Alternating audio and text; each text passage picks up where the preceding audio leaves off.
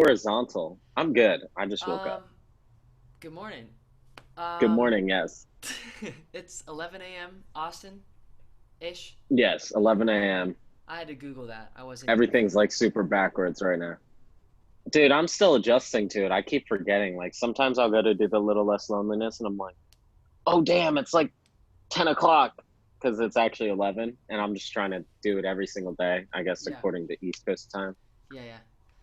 Dude, well, But it's good to see you, and mm, that backdrop it's is good to see. exactly what I needed. Nice. Yeah, I thought it was funny. I was like, oh, you can do this on this. Honestly, I downloaded this app probably a few weeks ago and I still haven't used it. I've been being like an old person about it almost, where I'm Yeah. like, technology, chat rooms, man. Yep. But I mean, I don't know why. I'm so into digital things. And then this is like, I guess it's like this weird interface where it kind of like, it turns everybody into a keyboard warrior almost, Mm, because they still have this like thin veil in front of them. mm, Whereas like in person, I don't know. It feels a lot more genuine in person. mm. Yeah, I I don't know. downloaded Zoom a It's an few weeks interesting thing ago, for me. and yeah, yesterday I talked to Logan Legs, and Oh, I'm kind of nice. yeah, I'm kind of experimenting right now, and we actually were shouting you out in our conversation because really what Uh-huh. both of us were playing with is what in what ways we could all just keep collaborating virtually and just keep Yeah. using our resources like what we do have. And I know in my experience, I've held myself back a lot, and usually it's breaking through and breaking through and breaking through, and it's like, wow, I Mm. can record this right now, and we could later, if we want to, we could share something. Like that's so easy. We could do that anytime and learn and listen from each other. It's like anyone can. Mm. I mean, we've all heard it. Anyone could start a podcast, but Yeah, now's the time to experiment. definitely. Definitely a good time for that. Well, that's Mm. super cool. I'm honored that you guys mentioned me. I mean, it's cool to see like a lot of people trying to use this medium now, which is weird because it's like it is a medium that's been around for a while as Right. far as like just the internet in general. And like people are now doing live streaming concerts and stuff, which I think is great. Like it's really cool. I think there's definitely a learning curve and there's some stuff that people have figured out that I don't even like know how to do yet, like with the whole using like a digital mixer so you can have reverb and stuff. I Right. don't know. I think that's why a lot of people have strayed away from it, is because it is a lot more raw and it's a lot more just like you, the camera, and whatever your instrument is. So Right. It's there's no it's fanciness that to hide behind. So it's a it's little humbling. yeah. The Tiny Desk concert for is now everybody's big stage. Yeah, it really is. And I think it's cool, but people are definitely figuring out really interesting stuff. Like I've seen people with like backgrounds and things like this. So there's Yeah, I can definitely do a that. lot to learn. Can, Yeah. So my thing. So are you on your computer right now? yeah, yeah. Okay. Yeah. I I think don't I've have a seen the computer with option it. for it before. It's over by video, maybe. Choose Ye- virtual background. Let's see what happens here. Yeah. Let's see what Doesn't we meet get. Where are you at? requirements without a green screen. Okay. I think Really? it's kicking me off because I have to have a certain Mac OS version. I must not have updated Ah, recently enough, but I could always play with that later. good old iPhone. Yeah.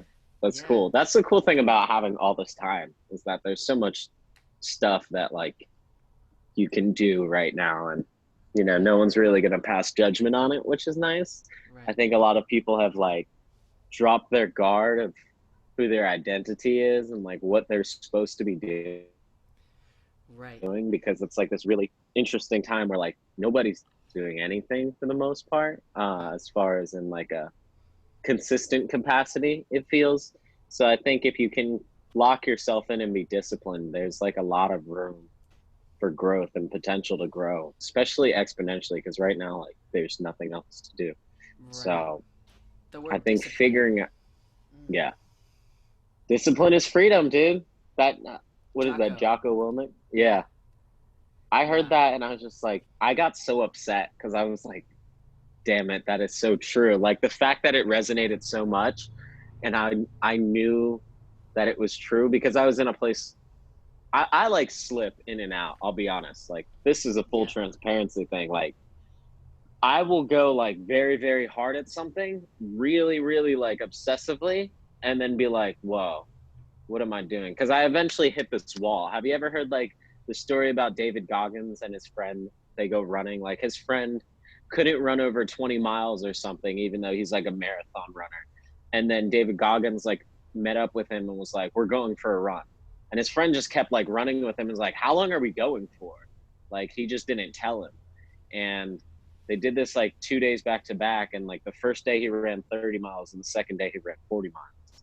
And it was because like the wiring of his brain got so trapped in the same routine of doing the same thing over and over again that he felt like, I don't know if you're still there. Did you lose me? I can hear you. Your video might have paused for a Hello. second. Oh, okay, cool. I, I heard you. You're I back. heard the whole thing though. I think your All video right. just paused for a second, but I heard all of that. Yeah, Gotcha. like getting past the wiring of our limits. Which Yeah, Goggins, I love. exactly. He talks about that, but Yeah. I haven't heard that story. Yeah. So it's really interesting that like you can get so wrapped up in who you are and how you do things that like it eventually your brain kind of just locks into that, and it doesn't, there's like this lack of what is the term, neuroplasticity, where your brain is flexible and can do all these things. And it's like that's kind of how I'll get really locked into things like fitness, music, practicing, like that's pretty much it. Like, or work, I guess, work in general, and like just like trying to play as many shows as possible. And then you're just like get to this place and you're like, what am I doing, Right. and I always have to hit the reset button. So this is a very weird thing for me right now because it's like a big reset button, but Mm-hmm. there's like so many directions to go into. I read this, which isn't like a good thing sometimes. I read this book called like the 20s Your Defining Decade or something like that. You would really like that book if you haven't read that. Haven't. I've only heard about it, but please It's share. a good book. It's a really good book. So there's like an analogy that the author uses about one of her clients, and she's like, a lot of 20 somethings feel really lost because they have all this potential. They're like a boat floating in the ocean Mm-hmm. and they can go in any direction, but they don't see land in any direction. So it Mm-hmm. really doesn't make sense. So we like float a little bit this way, we float a little bit this way. We like don't really have a direct, clear path. So Mm. we just continue to drift. And that's where I feel right now, which isn't necessarily a bad thing because I feel like I've done that and now I know how to navigate that situation. It's just about, sorry, someone just sent me a message, but Oh, I'll you're look at good. it later. But it's just about learning how to navigate that and have your discipline and have your focus. It's Mm-hmm. just it's right now it's interesting because you can do all these little things, so it's hard to pick like which one do I want to do. That's always been my problem, Yeah. which is why I like Gary Vee so much because he always gets into the like, if you really love them, do fucking all of them, and it's Yeah. just like, The answer's all yes. right, yeah, the answer is yes. The answer is always both. It's like, okay, so Right. that's a interesting thing. Like when you mix all Yeah. these philosophies together, it kind of gets confusing, which is why I'm starting to understand you have to pick and choose the things that go into your current state of consciousness, use that to Wow. expand and grow, and Mm-hmm. then reset from there. Because it's kind of like Right. this is what happens. I feel like you always Wow. continually Yeah. get bigger, but you got to tighten it up a little bit, get Yeah. bigger, tighten it up, bigger, tighten it up. Yeah. So it's about refining the edges as you grow. Because Yeah. people will just like I see people who learn guitar theory and they learn so much, but then like they just that's just what they become, and there's no refinement to it. They're just like almost like it's like this weird robotic thing where they lose them sense of self because they just dedicate so much to the craft of learning whatever it is that they're learning. Mm-hmm. So it's like with music specifically, learning so much music theory and focusing only on music theory, you can keep expanding. Then like you got, Right. I'm trying to be in frame, you got this like weird amalgamation of information, and there's no like, it's not fine-tuned to who you are. Right. So it's like very important while you're expanding to like contract and refine what you're doing, I think. And that's what I'm trying to figure out right now. It's like, okay, what do I want to learn, but like the right amounts of things. Right. And I know. Yo, how long has discipline been a thing for you? Like, I've been following you for the last year virtually. Like, we haven't hung out Mm. much in person, I and know, dude. That's it's so been weird. I saw so, you that one time at Big Bamboo, like yeah, at the middle of the summer, end of the summer, maybe. yeah, yeah, And 2019, like early mm, summertime probably, like yeah, right as the summer season was getting crazy. going. Mm, And it's felt like we've kept in touch, even though we like haven't. It's just been checking in through the socials, just like seeing your yeah, updates and um, me personally being inspired by everything you do. Like symbolically, I dude. love how Thank you. the content that you create and Mm, share, the message behind it goes way beyond like the scope of what you're doing. Like it's a greater message that relates to more people than just another musician. Like it relates to me, but it also can relate to my mom and my aunt, and even if they're not musicians, because um, yeah, like on the topic of the song "Little Less Loneliness," it's mm. we could go deep into that, I'm sure, and I'm sure you've had many Yeah. combos about it. No, I actually haven't. So that's why this is What? an interesting. Yeah, no, I really haven't talked about it that much because I've been in the place of like, art is art and it's open for interpretation. And I don't want to be the person who tries to guide listeners along a certain, like, this is how it is. But like, Right. the more and more I play it, the more and more concrete the idea becomes. So I think it might be something like, I guess a few months back there was like this little Facebook beef that I may or may not have caused or whatever. But people were like, I said something that was like a little backhanded and unnecessary, but like people were like, "What happened to your message of positivity?" Like talking about the song, and I'm like, Mm. okay, I could see how there's positive notes to it, definitely. But what it really is in its core, it's about the sadness of feeling alone.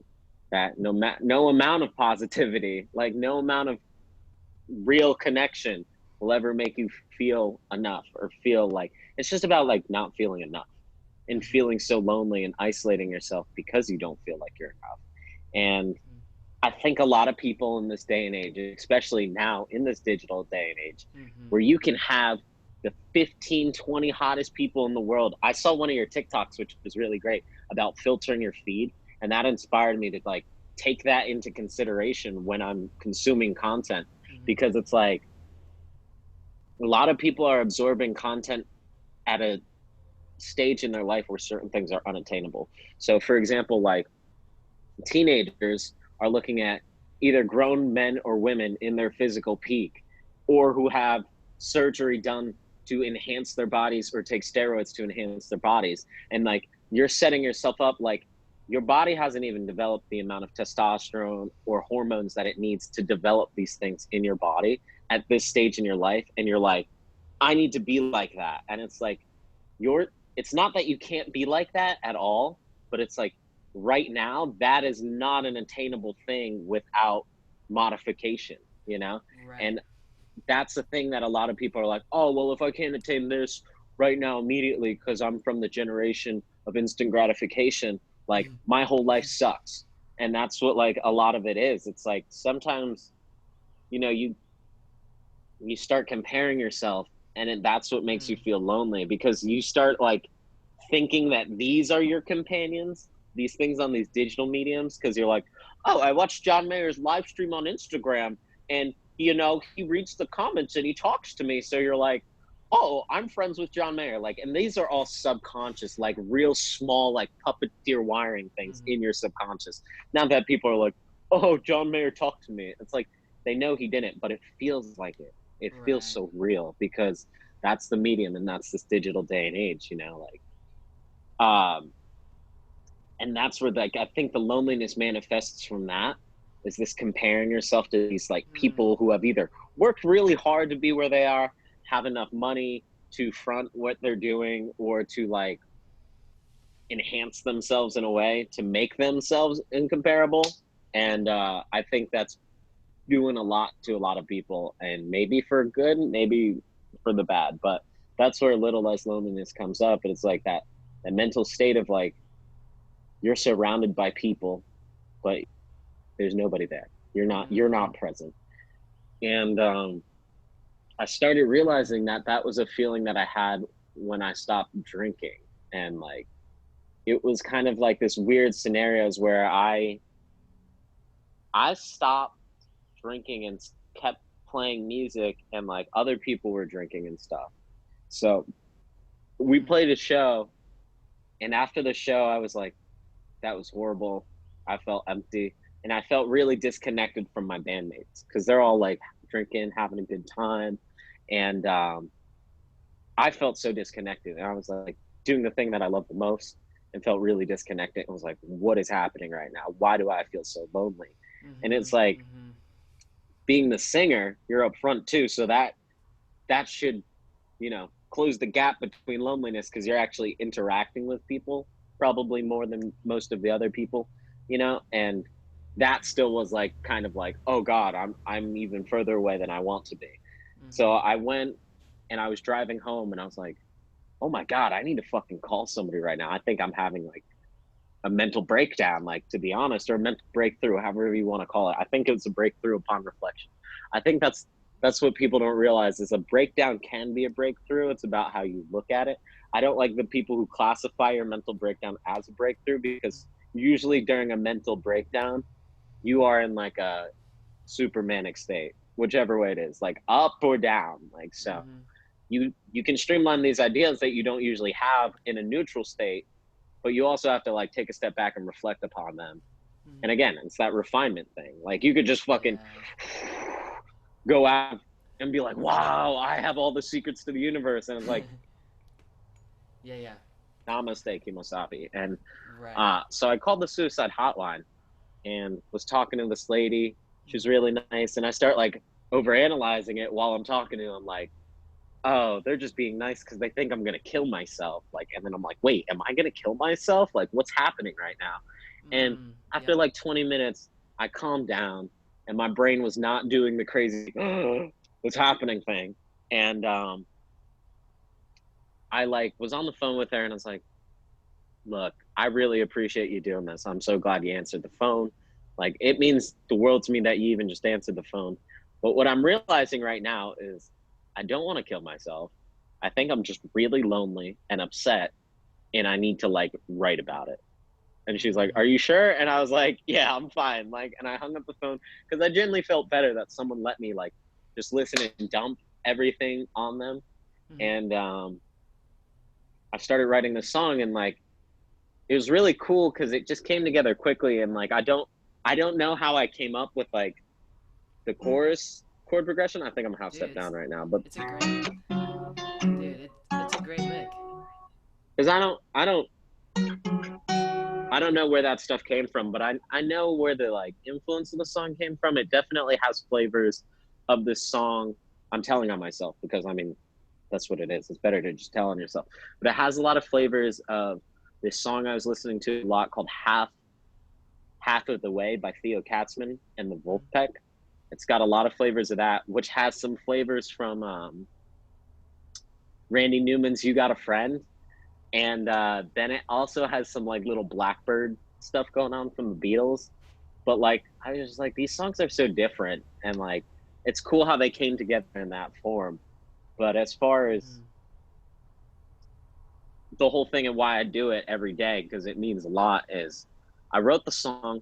I was like, oh, this is cool. Like, I feel like not like some grandiose, this could be an anthem, but more of like, this is a message. And this is like something that you quietly listen to. You don't have to admit that you like it, but you'll know that like sometimes you'll get into a place and you're going to be like, all right, this might be it's a good reset button song.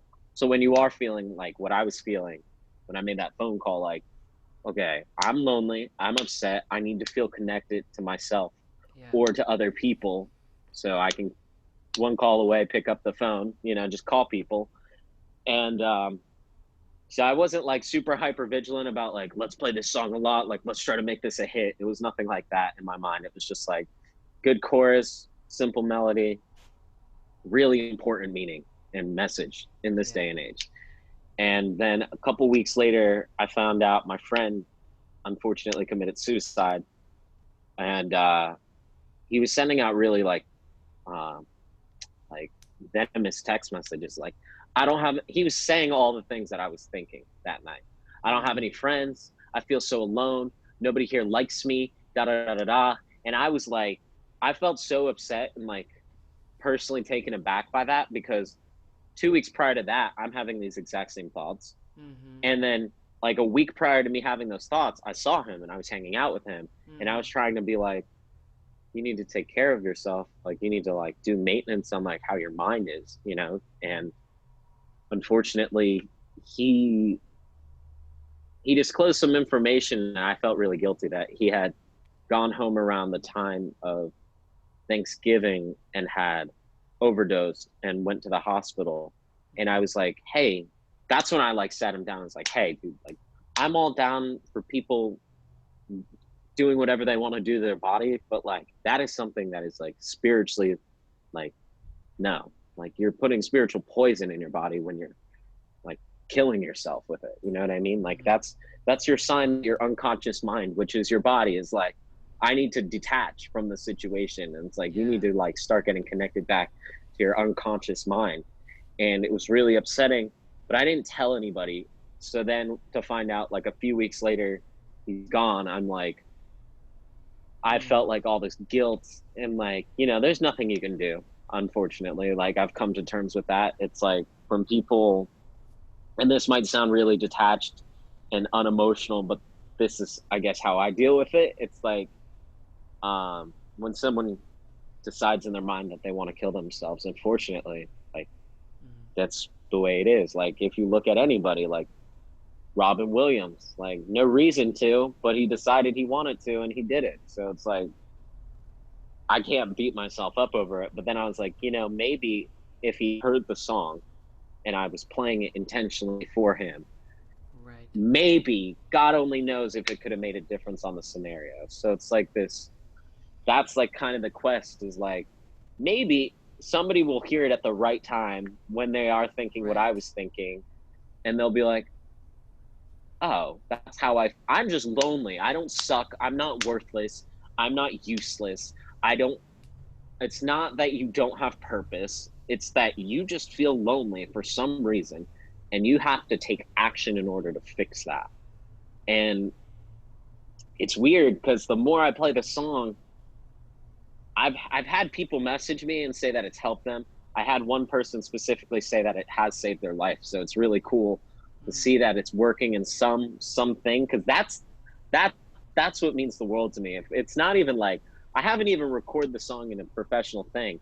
So it's like in a professional setting where it's out to be distributed to multiple people. So the first thing that's really amazing is that it's helping people in my immediate circle, immediate via the internet right now. And Mm. like that's really warming because it's people that I care about and that if they're like, this helped me, this has, you know, potentially saved my life during this scenario, I'm like, that's good.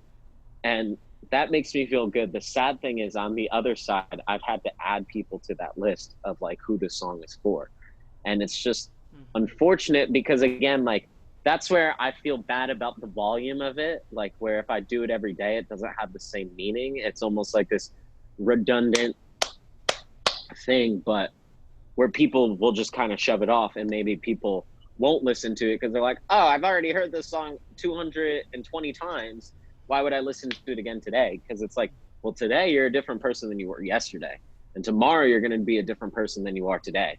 So maybe the version of you like Mm. tomorrow needs to hear it, so maybe you should listen to it, you know. And like it's just, Right. it's the thing is like if people aren't seeking like that universal alignment, if they're not seeking that feeling of like, oh my god, everything is clicking, how is this happening, like whoa, like that's a great feeling. People don't understand, like I understand why people can like church and like going and listening to a preacher, because when you're open to spiritual enlightenment or like to learn from something that isn't you, Mm. you will be gifted with that knowledge and then you'll be like, oh my god, like this is the answer, this is the stuff that I wanted to hear, Mhm. which is such a magical thing. So it's like seeing this song every single day, it almost be Yeah. like, okay, we're doing church every single day, everybody come to Right. church every day, Right. hear the message every day. And it's like, well, I don't need it today. And it's like, I don't know. With this, it for me, because you are on your phones all the time, and because you are disconnecting from reality all the time, and you're just stepping further and further and further and closer and closer and closer to loneliness. I feel like it is something that people might want to incorporate into their lives every single day. As far as like a subconscious thing, like if you're taking a shower and you're not really listening, just kind of like, okay, it's like it puts up that fortress. It's like your little tin roof hat or whatever of like negative energy of just like, okay, I'm going to try to feel as connected as possible. And maybe not even listening to the song, but at least the message of like, I'm going to be as connected as possible to myself and to others today.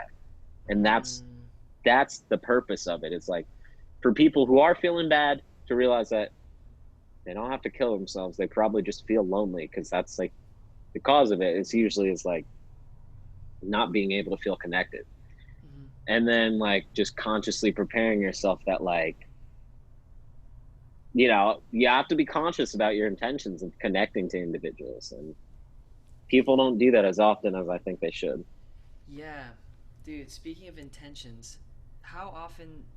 I don't think there's has to be a complicated or even a simple answer. I'm not sure how this will land, but how much or how often do you bring an intention to what you're doing? Just like in your life experience, you're thinking like my intention for this this video today to go live is this. Like, do you kind of bring a little thing along with you, like to kind of remind yourself?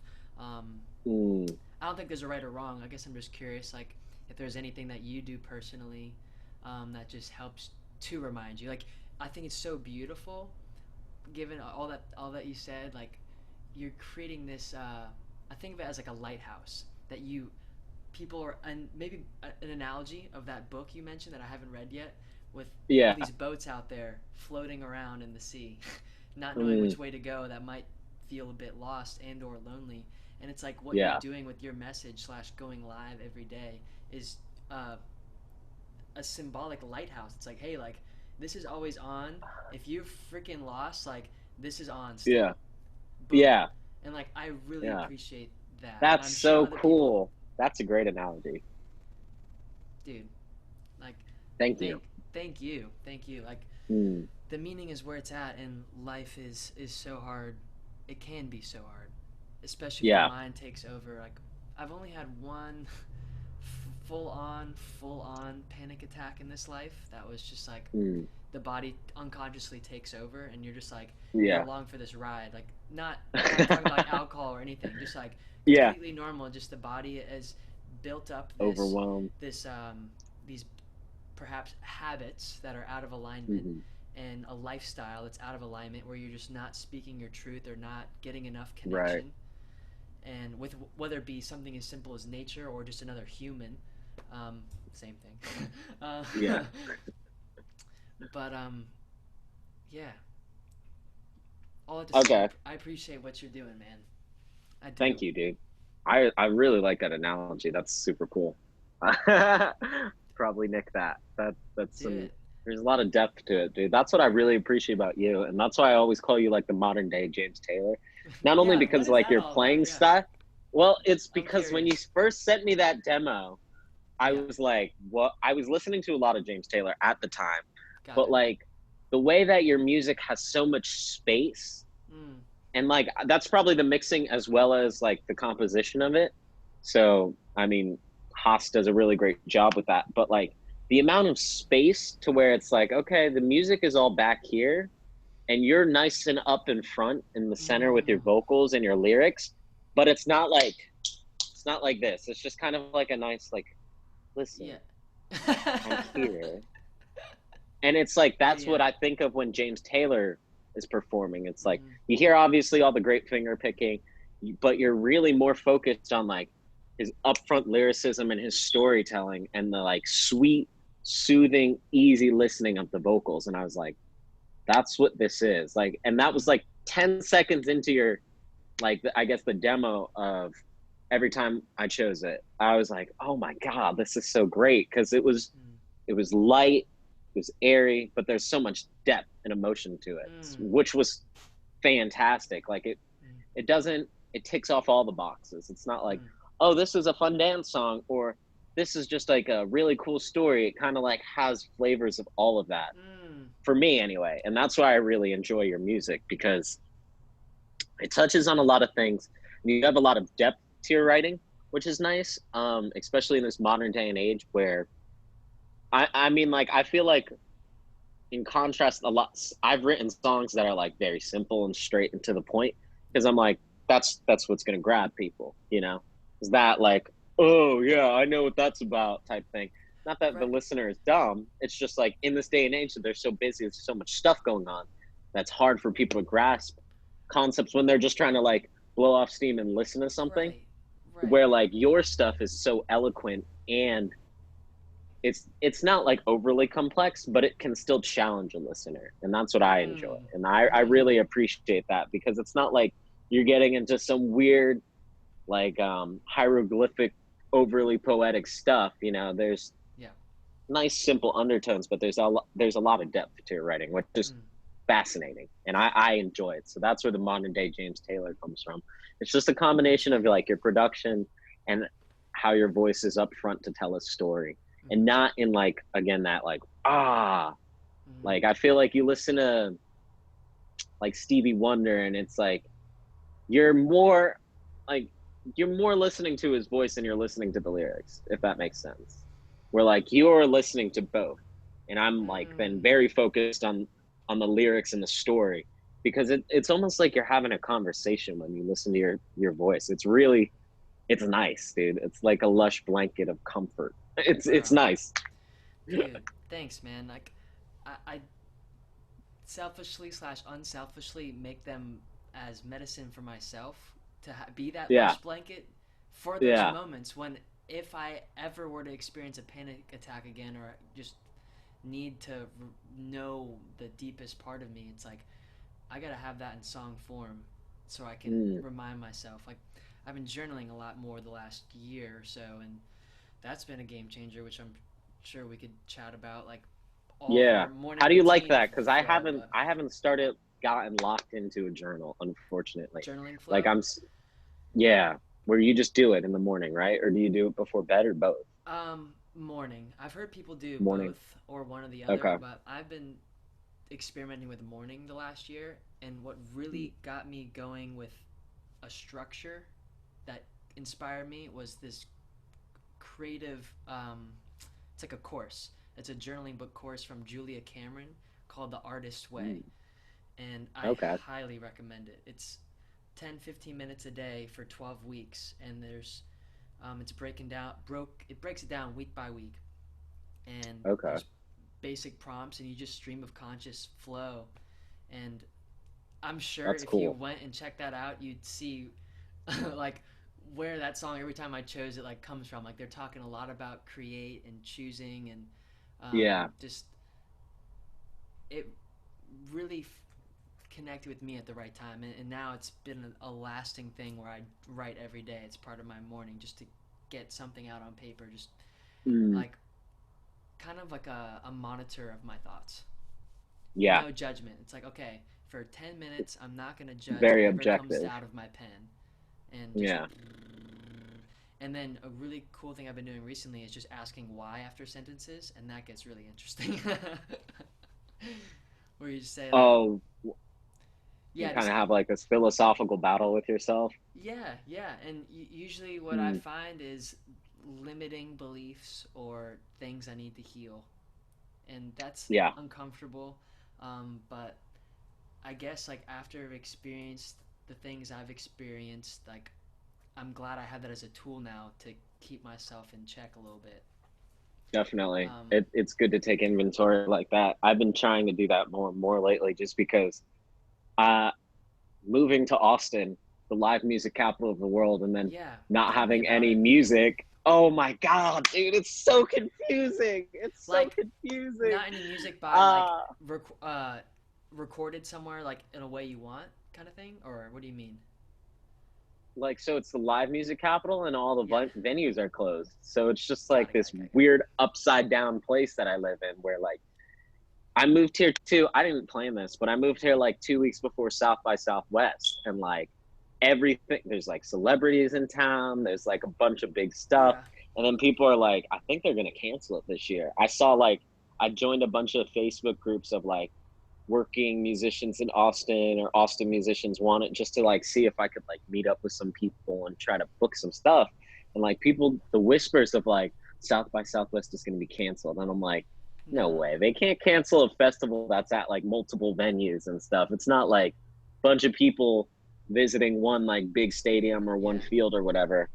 It's like at a bunch of different venues, which is like the coolest thing, South by Southwest. And I've never been, but I've always thought it was interesting that like, people apply to play there and they just set up all this stuff.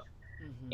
And then they canceled it and everybody, the world like stopped. Cause just to like create an analogy is like South by Southwest, even though it's bigger than this, it's like the heritage for Hilton Head, where like people will work their butts off and just go super hard for All that year. week. Yeah, like just for that, and then take like some time off because they can make enough money that they're just looking forward to this one moment. Like Heritage, same type of thing. People just kind of coast and then they go Heritage hard and then they like take a nice break or whatever. And it's like then it's just like the rug is pulled out from underneath you on that. Yeah. And I feel like really I feel bad for like the the service industry people who are like, Yeah. really they're leaning on that a lot. And like Mm-hmm. I moved here and like I had a lot of universal alignment happen. So like a lot of good stuff happened, got this job, booked some stuff for the unofficial South by Southwest. And then like all of a sudden it's just like, boom. Like, and I was like, whoa, this is really crazy. Cause I felt like I hit a flow state once I got here. Like Mm. once I like decided and like I started researching like a lot of stuff right before I moved because I was holding on to a lot of fear and I was holding on to a lot of like I'm not ready to do this. I should just play one more summer in Hilton Head, save up more money, da da da da da. Mm. And then it was like I start getting into all this stuff of like start before you're ready and like you'll never be ready if you don't just go do it and you need to reach this point of no return. And I was like getting to these points and I was like I just like got in my car and drove all the way to Houston the first day, which is like 18 hours. And I was like, okay, cool. I'm in Texas now. Like, there's absolutely no turning back. And then after that, I was like really motivated and felt really good about it. And was like, yes, like I'm in a flow state. I met some really great people, started creating a network of people that was really nice. And they helped me get a job and like figure out all this stuff. And I was like, this is great. And then I met some people who were like, yeah, we're doing some unofficial shows for South by. You can come through. They all call it South by here. I feel like such a South weirdo by. for being like South by Southwest. And they're all like, it's just South by, dude. And then I'm like, all right. So they're like, we might be able to get you on this bill that we're doing for unofficial South by. And I was like, that's awesome. Super cool. So start doing that, start going to open mics, like just basically following the normal formula of like how to do things. And Mm. like for me anyway. And And it started start flowing. like doing that. Yeah, start flowing and I'm just like, this is cool. I'm locked into a cool schedule. I'm waking up in the morning. I'm going to hang out with friends. I'm doing my reflection on my day. Like very, very good flow state. And then just hit the ebb. Hit Oh. the ebb super hard. And I'm like, Boom. whoa, the world is falling apart. And like at first, I was in this like, it's only me. The world's only falling apart for me. I must have done something wrong where I'm out of spiritual alignment and something's wrong. And then I'm like, whoa, take your head out of your butt and look around. This is happening to everybody right now. Everybody this is happening to. Like, I'm fortunate enough to say that like I'm in a place where like everything's okay, but like it's not okay for a lot of people. And I'm seeing how that's Mm. affecting people, which is really unfortunate because people, and like this is because I'm new, so I can reflect and remember the last 3 weeks, month of how my relationships have gone with certain people where it's like some people are just like not not the themselves that I met. They are a different form of themselves because they're plagued with fear and worry. And I mean, they have every reason to be. No Yeah. work, the biggest time of the year is gone for them. Like Right. I'm just like, whoa, like I feel bad because I just feel so much empathy right now where I was feeling I think the more and more I talk about this, the less and less I feel bad. Like, where I started to feel like so much empathy and guilt because I don't have to Hmm. suffer in this financial crisis that a lot of people are going through. Thank God. Like, and Hmm. honestly, like my girlfriend is so amazing to like be understanding of that because it's like, first of all, like dating somebody when you're a musician is like hard because like and then on top of that, like to now be in a financial situation where it's like, Hmm. yeah, it's crazy. So like, thank God for her. I love her to death, and she's so Hmm. amazing. But like, I started feeling this super guilt for like, why is everything okay for me? Like, this isn't fair for everybody else. Mm. And then like, people are like, dude, like, stop thinking like that. That's really dumb. Should just appreciate that. And I think it's that weird like artistic suffering and like martyr self-loathing that's like, I want to be connected to everybody else who feels like they're suffering, man. Like, Right. but I Dude, don't know. that's such a fine line. Like, I think so many people dabble in from wanting to bear everybody else's weight and at the same time, like, leading by not letting everything bog you down. Like, you kind of dip your toes in both. At least I find myself kind of like Mm, empathizing and then like feeling the pain of somebody else and like what they're going through. And then at the same time, realizing like I can't live there. And for me to actually be helpful, I yeah, can't drain everything by giving all of my energy away. So there is a dance there that I'm yeah. with you. That's that's a cool analogy. That would be a cool concept for a song, like the Which one? dance between that Mm, dance, and you just mm, call it the dance, and it's like you're talking specifically about like giving too much of yourself to where you can't enjoy your own dance or something of that right. nature. That's It's that, like, that's such a great analogy for that because, yeah, it's like, how and that much do you really resonates with sacrifice? me. Yeah, Like on a I've heard lot. phrases like selfless sacrifice, and it's it seems like when you start mixing all these ideas, it's always case by case, and like Yes. they're always yes no. It's always it's Hmm. yeah, it's case by case for a lot of It definitely is. those I think that's a big good way of looking at it. those big cliches. It's case by case. Yeah, Everything's hard because that, work. Everything's yeah, easy. Well, it just depends. Right now, like how hard do you want to make it? If you're one of those people that things are okay and you have this opportunity to be at home and like I have my old home studio getting mm, growing and becoming a daily thing where I'm not playing 5 shows or whatever it is and I'm in here yeah, creating and like enjoy it. It's yeah. not that and yeah. Mm, I think it's interesting too right now because I hope like a lot of people realize and appreciate how lucky we are that we have this time as creators or as artists because mm, you have a lot of stuff that's going to happen over at least the course of the next month that's going to happen to your perspective on a lot of stuff, and there's going to be a lot of growth if you're disciplined about it, and once you do that, you're going to have so much stuff to offer people. You're going to be able to tell these stories and share these stories that are actually relatable. Like, that's the thing. Like, for Little Less Loneliness, like, I know people feel like that. I know I'm not the only person who feels like that, but that might not be the most like popular thing that people want to talk about or admit, or maybe just haven't realized about themselves yet. I think maybe it's not that bad, but like this scenario, whatever comes out of this, people are going to be so latched onto it because it's like, oh my God, yeah, I totally know what they're feeling. Or it's like, right.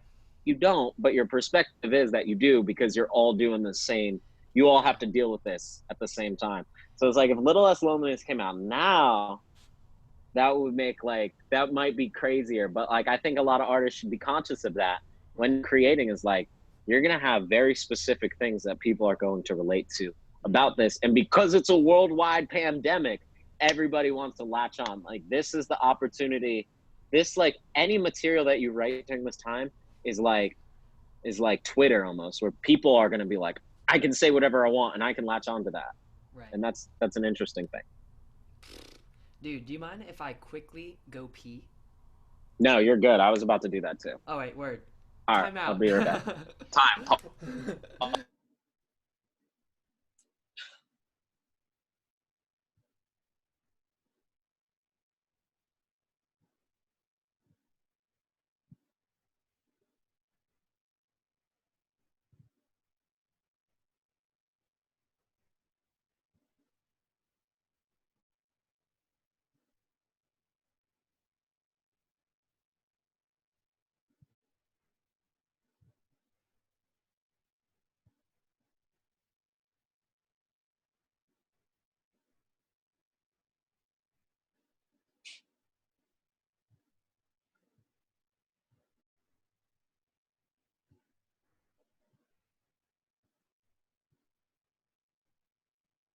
Give me things that won't get lost, like a coin that won't get Yo, tossed, rolling home to you.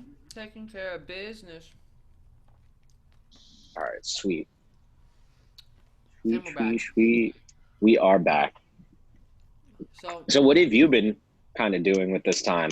Like, I feel like I always get like wrapped up into like when I talk, I just like because sometimes I feel like if I don't, I'll get like here and then I'll forget all the other stuff, and I get so excited about my point or whatever I'm trying to say that I'm like, let me express it as quickly as possible, but I have to keep going because if I don't, then I'm gonna forget, and if I forget, then it's gonna be really right. embarrassing.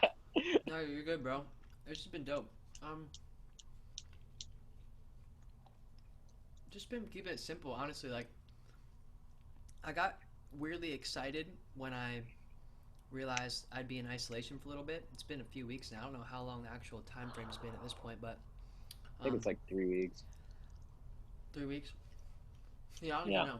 Every day, every day is something. But yeah, like a week into it or so, I started to get pretty agitated of trying to find a balance between working in versus working out. It's like for me in my journey, like a year, 2 years ago, how long's it been now? Start of 2019 when I branched off and started doing my own stuff. Post mm, Sonder Blue, the band I was in. Um, Isolation is really what was the catalyst for me to do this, like literally and literally, visually too, to like mm. hear myself again, to be able to do this, and like I guess I didn't realize the power of doing this for a long period of time, and then I learned. So that's where all like the journaling and the reflection and the willingness to learn and like really like the willingness to be open to new ideas. Like Mm. that sounds like very normal, a normal thing to say, but like I guess I reached a point in that chapter of my life where I was willing and open to any feedback slash opinion slash Oh direction yeah, because it seemed like no matter what anything I was doing was not the formula. So I was willing to change anything, even if it sounded like, hey, I think a solution for you might be to go dance outside with a tutu on. I'd be like, I won't cross it off the list. Like I was that like right, willing to try something new because it just wasn't working for me. Um, right.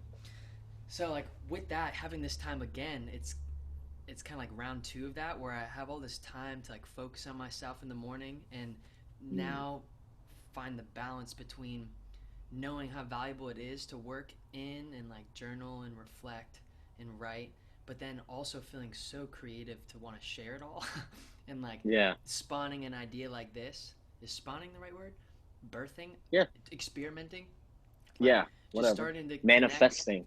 yeah, collaborate more with people. Like I think I don't know if this is even recording anymore, but um, who knows? This could turn into something that you and I could share, or you could put it on your feed wherever. Like Definitely.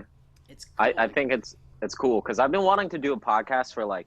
See, I always get like ideas of what I want to do, and then I just don't execute. Like I'll set up email accounts. I'll like try to line up guests, and then like Dude, they you're just not won't the only work out. one. Like I wanted to start a podcast because I heard the phrase, like, I think I was watching something on English TV and they're like, oh, cuppa. Do you want a cuppa?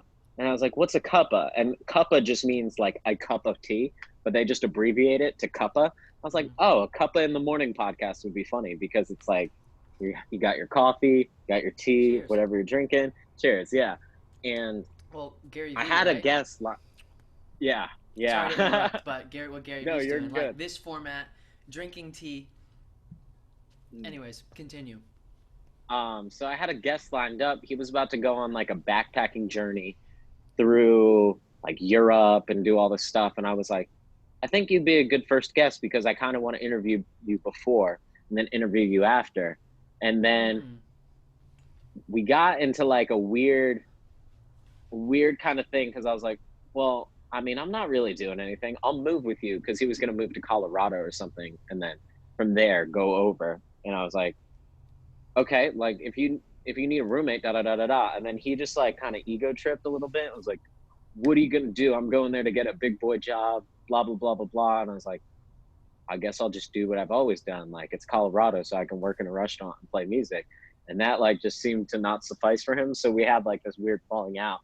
But I think we're on good terms. I saw him; he was being a little active on the Instagram the other day, so that's cool. But like, and then after that, I got so disheartened and was like, I don't need to get another guest. I'm not gonna do a podcast. Mm. Like, it doesn't matter. And now that everybody's doing it, like that laziness in my mind is like, well, everybody, or like the hipster of me is like, everybody's doing it. It's not cool anymore. Like, you can't do a podcast now. And it's just like, Right. dude, that's dumb. That's like saying you don't want to do virtual concerts because everybody's doing them. Like, that's just stupid, you know? Right. Like, Dude, like it's so funny, which so many people, myself included, say that like, oh, no one or everyone's doing what I'm doing, and it's like, wait, everyone in this lifetime that plays guitar, the lifetime before that, when none of these people were even born yet, like people that are alive today, like are using everything is just being passed along. Like we're just using the tools that have been passed to us yeah, right now. And it's like we gotta use them or not. yeah, that is true. It's kind of like anything technology based. Right. My Or thing like is like, go ahead. nothing.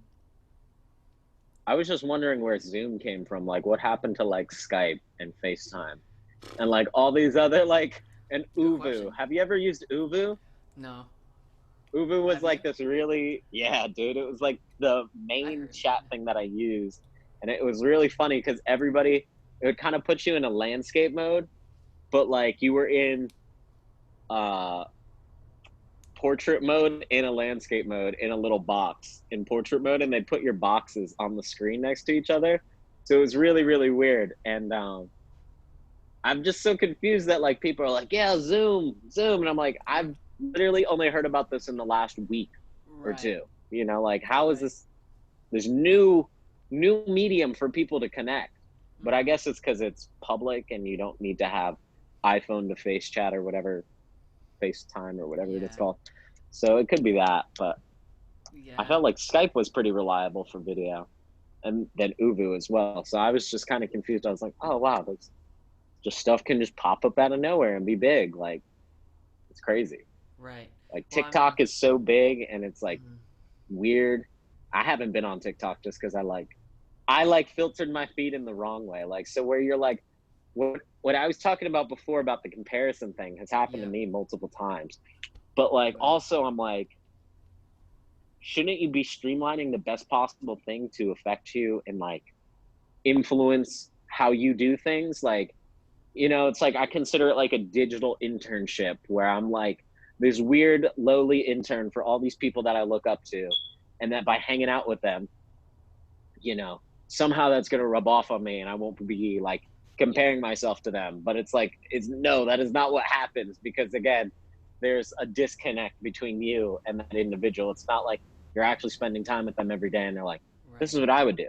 You know, there's no actual guidance. They might be teaching a lesson, they might be showing you how to do something, Right. but it's like, it's not, it's not the same. It's like when I was teaching guitar lessons, I like felt really bad because I became like the stereotypical guitar teacher who's like, yeah, you just do this. And it's like, well, that's not going to help anybody. And it's like the Mm-hmm. same thing when I watch these videos. It's like, it doesn't really help you.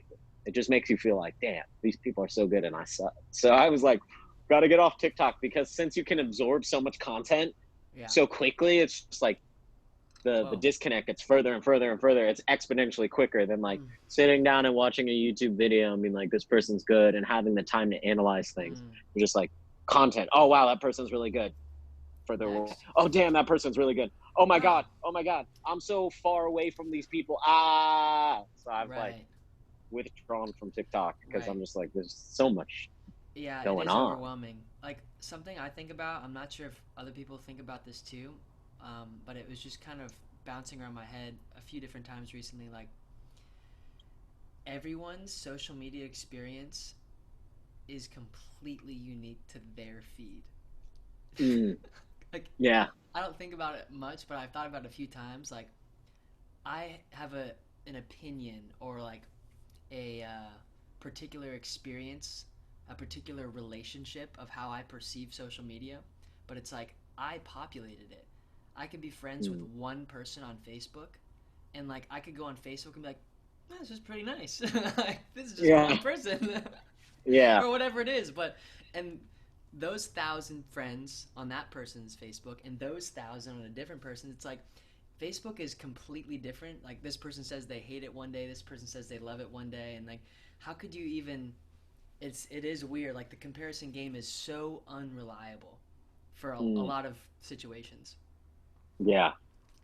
And it's just really fickle now because again, that keyboard warrior sense, this fact that like I actually made a video about this for my senior year, YouTube video called Senior Superlatives because some we started like they started a Facebook group called Mm. Senior Superlatives, and like the people who wanted to run for Senior Superlatives would like go in there and be like, vote for me for this, vote for me for that. And I got so triggered that like people were going into a digital space saying, vote for me, I'm the most outspoken. We like didn't talk to people in real life. And I knew they didn't talk to people in real life. They talked to like 5 people. And I was like, how are you outspoken about anything? Like you're being outspoken. You're putting on the facade of being outspoken because you're behind a computer screen. So I made like a video throwing so much shade at these people. Like a lot of people liked it because I was like, yeah, it is dumb for you to call yourself the most outspoken from behind the screen, but like the internet gives you that courage. It's like a double-edged sword. Mm. Internet gives you the courage to do something maybe you wouldn't normally do, like dance in front of people or sing and play music in front of people. Like I know that's what helped me. It was just like making videos all the time, being like, that sucked. I don't care. I'm sending it out there. Maybe somebody will think something of it that I don't. Maybe someone will be able to like shake off that insecurity off of me, something like that. Or maybe I'll eventually just look back on these and be like, wow, that's crazy that that's what I used to like sound like, or whatever. And Yeah. it's a double-edged sword though, because then you get like this really, really crazy confidence. It's more for talking. Like I feel like when you're expressing your art, like there's no hiding it, but when you're talking, you can Hmm. you can be as sneaky as you want with your words. Your expression doesn't need to be attached to it. There needs to be no emotion or anything. You could just be like, I hate you, da da da da da, you're stupid. Like people who just like drop N bombs or just like spit venom on other people.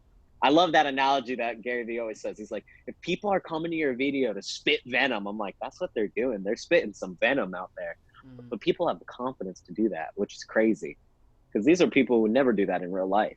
And that's where I'm like very, Right. very on the fence about this digital stuff right now because everybody's Right. like getting that bravado, getting that confidence. Like, well, what's going to happen in like 2 months when everything goes back to normal? Like, are you going to feel upset or are you going to feel detached from your internet identity and completely withdraw from the real world? Like, things like that. And I think about stuff that, like, that doesn't matter. It doesn't really, I don't think, I think I have a good grasp on both dimensions. So I can see when I'm leaning too far into being an internet person versus like focusing too much on real life. Cause that's the thing too. Like being hyper focused on like the things that are happening in your surrounding. It's like you lack creativity then of what your life could be, and that's what the internet's good for. But you have to find the balance. Like I'm not gonna go rent a jet. Yeah, that. You're not. I'm not gonna go rent a jet so I can take a picture of it on Instagram and be like, Right. flying private jet to blah blah blah Right. today. It's like that seems Right. stupid. Yeah. Yeah. No pun intended right here, but like, I guess it's if I can remember, when I remember to zoom out as much as I can, when I feel myself maybe starting to feel this getting too far out this way or this too far this Mm, way, like when yeah. either those maybe as time goes on it's easier to notice those like oh this is when I'm supposed to go in right now like literally Right. the earth as this planet is by is naturally suggesting to do this right now. um, Yeah. and like you're saying like will people go like this after this like we can do south by Mm, will they yeah. flourish and like will someone else move to Texas from South Carolina and like maybe be inspired by your story to do this afterwards or will I Yeah. mean it's a rude awakening right now. I think for people, like they could crumble, like if you Yeah. don't have tools. At least maybe if I'm Oh thinking about God, myself. definitely. No, I mean that's the thing. If people don't have tools and they don't know how to like make sure that they're okay in their mind, they can't. You can't do any of this. Mm-hmm. Like all this stuff is a side effect that I'm learning more and more. I like focus on my spirituality and focus on being okay, at least within myself. Mm. Is like that's all a side effect. Like all this other stuff's a side effect. Like hitting that flow state is like I came here to like not be influenced by anything because right before I left, I opened up for this guy named Eric Baker, who's really, really cool. And like I talked to him for a little bit and he was like, you know, when you first start out, yes, it's kind of goes back to what you were saying about like put on a tutu and go outside and dance. Like it's not a bad idea because you're like, so like, why is stuff not working? Maybe I need to be open to take suggestions. And like you start taking some suggestions and they work. And then you're like, oh, I got to take every suggestion. So what he said to me was like, Mm-hmm. I was like, so how do you navigate being new in a scene? I haven't been new in a scene in a while. And he's like, yes is a very powerful word, but think about what you're sacrificing when you start saying yes. So he's like, just like follow your heart. Like, don't, it does kind of seem cliche now, but he's like, follow your heart. It's not really about money. Like,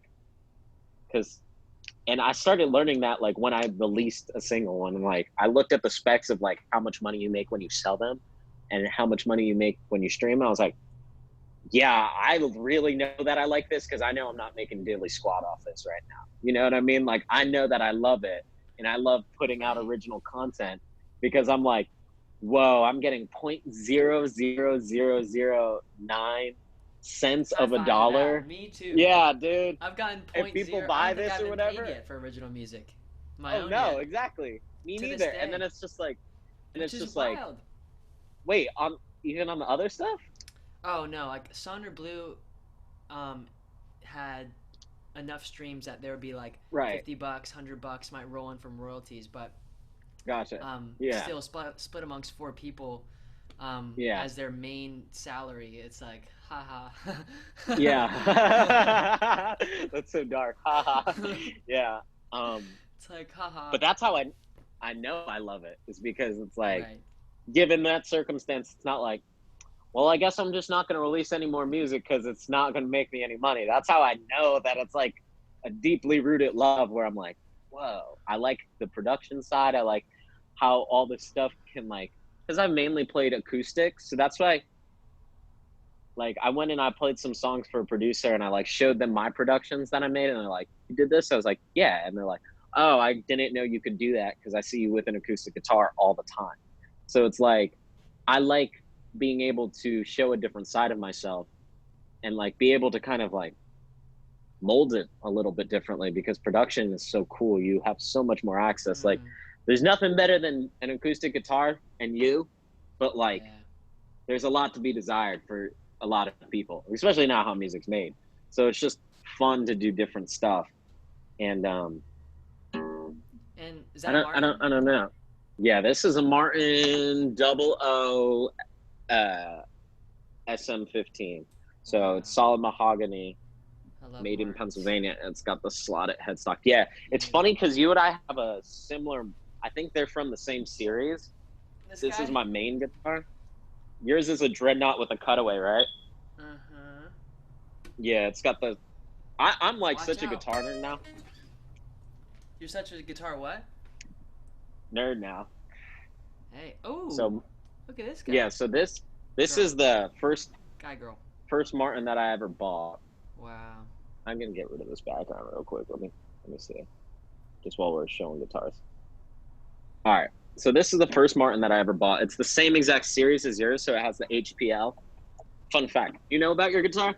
No, dude, teach me. All right. So this I love. I know so little. So just that I love to so play what it. you have here, yeah, that's great. So your sides, same sides as mine. It's got like a mahogany coat on it. Yep. But what this is, it's HPL. So HPL is high pressure laminate. And what Martin does is they take like all the shavings of the other guitars and they press it together and they like make this. Yeah, that's what this is made out of. This is made out of all the other guitars on the floor of Martin that they press together, Wow. and then they paint this mahogany. So this isn't really wood. But the amazing thing about these guitars is it has a solid spruce top, which is why you have that really nice aging and it looks like a really cool vintage guitar. Yeah, because this is real solid spruce. And then it's got this neck that's made out of like multiple layers of wood, which is really like friendly for the trees. Wow. So like if you look at the back, you see how there's like it looks like plywood, like there's a bunch of lines on it, right? Yeah. Yeah, so that's a bunch of pieces of wood pressed together. So it's like environmentally safe, Wow. which is cool. Yeah, so I love these guitars. This is a triple O. I'm Man. trying to, my next, like, my thing that I'm thinking about doing right now, while we got all the guitars out. Sorry, I got a Tell bunch quick of, guitar story if you want. oh, word, yeah. That guitar you just were holding looks like it's been to a few places. Yeah, I've played that guitar for 10 years. I love that guitar. Nice. Did you buy That's it the new? first. So that's all. I bought it brand new, dude, at a Guitar Wow. Center in New Jersey. When I moved to South Carolina, I went back up to New Jersey. So in 2010, I went back up to New Jersey to visit my friends and stuff because I didn't play guitar before I moved here. I was interested. I kind of like messed around with it a little bit, but then I like got here and then I had all the isolation and the solitude to like be like, let me do something. And went back up there and was like, look what I can do now, guys. You know, it's funny because all my friends played music, but I never could. And they're like, oh, God, that's crazy. So I went up there. I was in Guitar Center. I bought a Martin. That was the day I met Adam Melcher. If you haven't heard him, dude's crazy. He just like got off tour with Doty or something like that. And like, he's really awesome. You should look him up, Adam Melcher. You would really like his stuff. But I went up there and I bought that Martin because I've always wanted a Martin, and it was in a good price. And I was like, whatever, I'll get it. So then I've had that guitar for 10 years. And unfortunately, right before my first gig here, my only gig so far, it like fell off a table. So now the back is separate.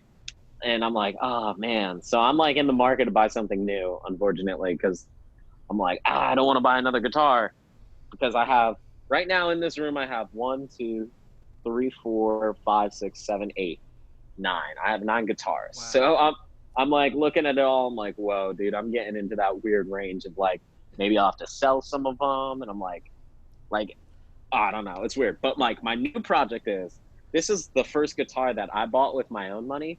So this is the second guitar that I ever owned. It's a Takamine G series. So it's nothing special. But the cool thing about it is like the wood on the top has aged, and this is solid wood. So it's got this like weird vintagey like orangish hue that happens to guitars, and then it has sapelli, which is a different form of mahogany back inside. So it's all solid wood. It's good construction. Cool. But this is what's going on with this. So that happens. Okay. Yeah. Yeah. What so happened? If you don't mind me so asking, it's a tender of course topic. not. Yeah, it is. It's actually happened twice. This is the second time the headstock has fallen off. So the first time if this gets posted anywhere, this is not a message to skip class. This is not a message to do that. But I was taking an extra course in high school, and it was creative writing, and I would like burn through the assignments because I already liked writing. I was already writing songs and things of that nature. I'd burn through the assignments, and then the teacher was like, okay. It basically became a study hall, and I was like, all right, I don't need this class. I don't need this credit. It's fine. So I would skip the class every day, and I would go and I would play guitar. And then towards the end of the school year, they're like, you can't keep skipping this class, da da da da da. Like, you have enough credits to graduate, but because of the amount of absences you have, this could affect your graduation. I was like, that rule makes no sense, but okay. So the first day back in like 6 months to this class, I bring this guitar, and like, I was just like leaving it down. I was doing my assignment, and someone like walks over to it, and he's like, hey, can I like play your guitar? And I was like, yeah, sure. So this dude like leans over like this over the guitar case with both his hands like this. Like, I'm gonna stand up on this couch just so I can like show you. He's like doing this, And I'm like, What are you doing? yeah, what are you doing? That is so weird. Like, that's like the weirdest way to pick up a guitar. He's like, I just don't want to mess with it. Like, I'm like, dude, it's fine. It's a guitar. You just pick it up. I turn around, 4 seconds later, oh, explicitive. And then it's like, I was like, what? Oh I turn no. around, headstock is off the guitar, and I'm like, I'm leaving. I'm leaving. Bye. I like put it in the case. I storm out the room. They're like screaming at me. They call like the secretary because I just like walked out of the front office. I just didn't care. She's like, where are you going? I'm like, I'm going home. Like, I don't need to be here right now at all for any of this. Like, this is dumb. Just being like emotional 18-year-old, just like me. But I mean, someone did just buy the first guitar that I bought with my own money and break it. So my dad repaired the headstock. He did a pretty good job. The thing he didn't do, because I've been researching how to fix this because I want to fix it and play it now. And you should put like little support beams through here. So he just kind of glued it together Yeah. and clamped it. But this is how I knew it was cool and I was going to get a Martin eventually, is like, if you notice the headstock doesn't look like other Takamines, because I had my dad shave off the top of the headstock because Takamine have that weird like teardrop thing at the end. And I was like, Yeah. Dad, I really like Martins. Can you like cut off the top and shave that down? So he did that. And Wow. it's cool, but that's one guitar war story that's horrible. Oh, so how it broke again. I got my first residency. I was playing at Hudson's in the summer with this girl named Morgan. And this was like, I guess 5 years ago. So like 2015, 2014 maybe. And we're playing, we go to take a set break. I put it on like this terrible guitar stand that I have over here. I call it the PTSD stand because every time I look at it, I'm like, whoa, I don't want to use that. But it's one of these, just like no support, nothing. That's why I keep a bass on it now because basses are strong. But it fell off that stand and the headstock broke off. And I was just like, we are in the middle of a gig. What am I going to do? Because I don't know what was going on with my Martin at the time. I wasn't playing it or something. I think it's because that guitar looked nicer. And I was like, she went to music school and stuff. And I was like, just trying to like be a good accompanist and be like, you got a nice, pretty guitar. I'm going to dress nice. Da, da, da, da, da. It's fine. It's 1,000 degrees. And I'm basically wearing a half suit outside Hudson's. I'm an idiot. Like, here we go.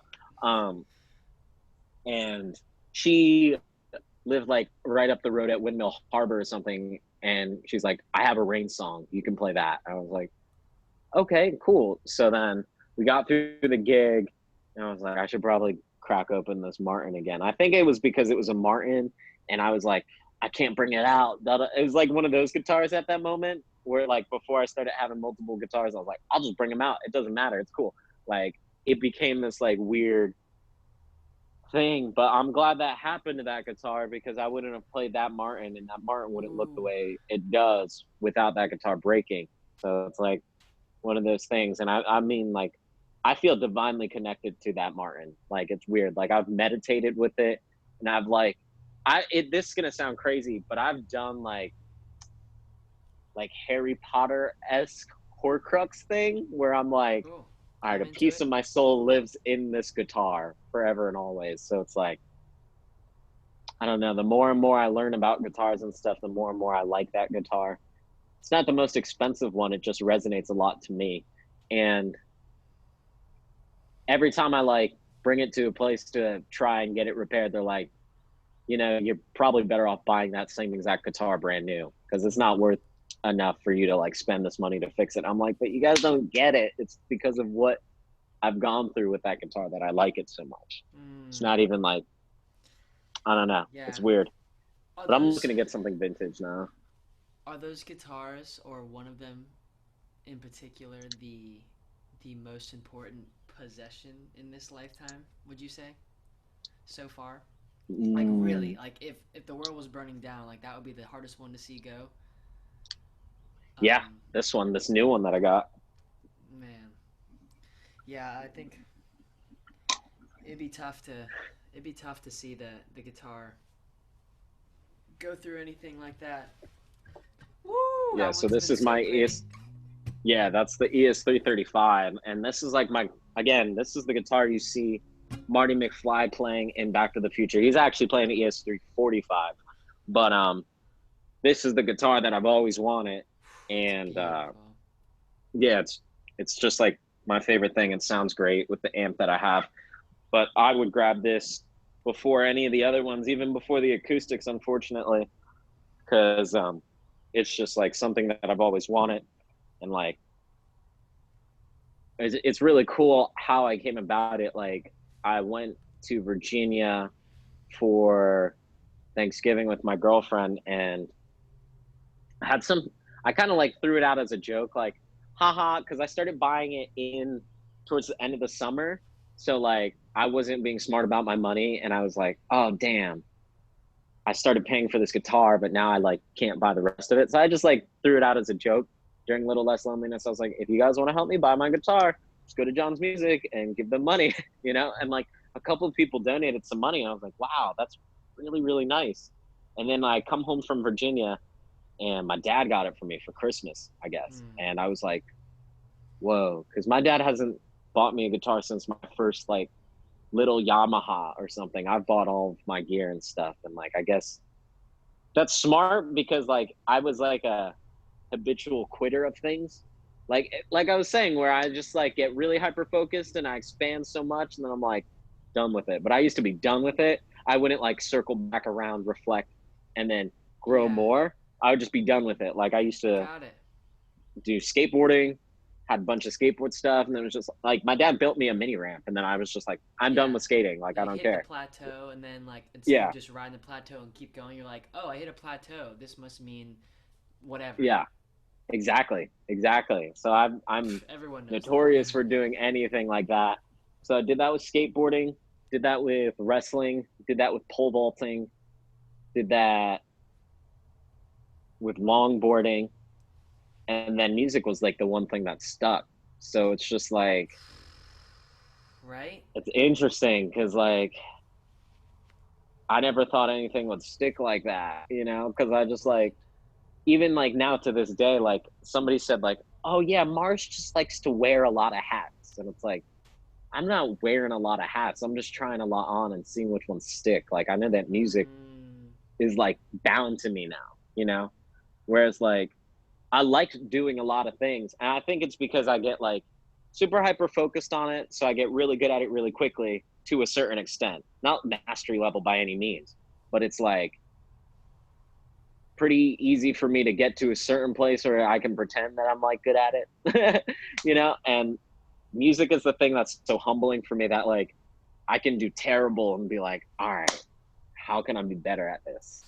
How can I constantly get better at this? And I think that's what keeps me like in it is like I'll meet people who are just so damn good and be like, wow, you know? And then I think about like the people give up and like it sounds horrible and maybe it's selfish, but like I feel like sometimes my brain is so open minded that I don't want to hang out with people who have like made that decision in their life, whether financial situation or like people in their life just not being supportive or something. It's just like for me, I have to put a barrier and a boundary between myself and those people because I don't want to feel that empathy and that remorse and be like, oh, maybe I'll sell a guitar. Cause like I just feel like once you start like allowing certain things, that just opens up the door for like possibilities you don't want. You know, you got to set these boundaries. Like I'll never sell a yeah. piece of equipment that I know I can still use. And like that's a lot of this stuff. Like I only need that ES335, but I have three electric guitars.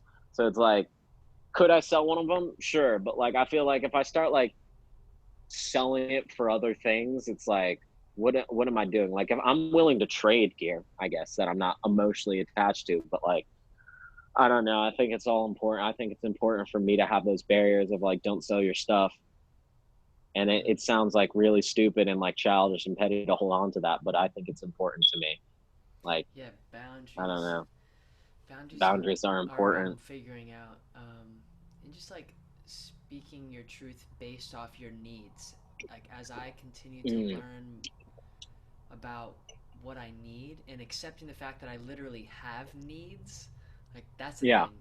Um, it's so funny. Like I think for a long time growing up in this short 24 years of life, um, I didn't acknowledge until more recently that I have needs, like basic Right. thing. Like it's very obvious, like food, shelter, things like that we could Hmm. talk about.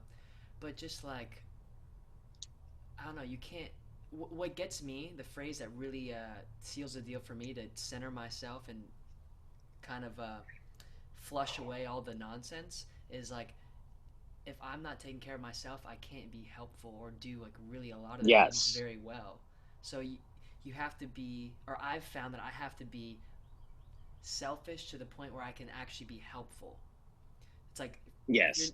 Oprah, it just came to mind. Like your if you fill your cup and it runneth over, like you're spilling out from your overflow. But if you're giving and grinding on empty, then you're actually Yeah. hurting other people and yourself potentially.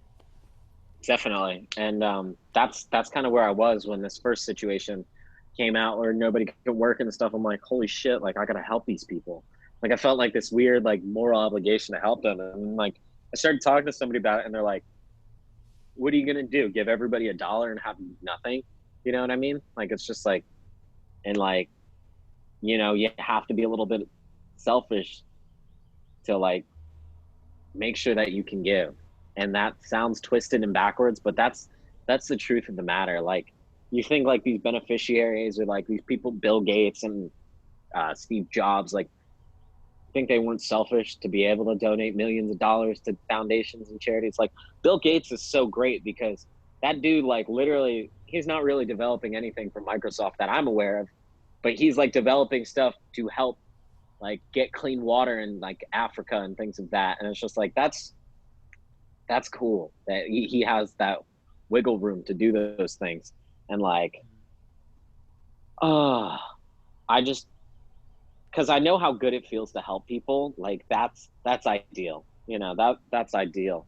But you can't do that by like giving from your cup and like constantly going back to zero to try to help people, which is what I feel like I've done a lot in my life, at least in the last 7 years. It's like just Mm-hmm. try to like be so giving. Because again, I never felt like welcome or wanted or like never felt like I was a part of anything until I started playing music and I was like in bands and like doing all this stuff where I felt Yeah. like part of the community where it's like, okay, cool.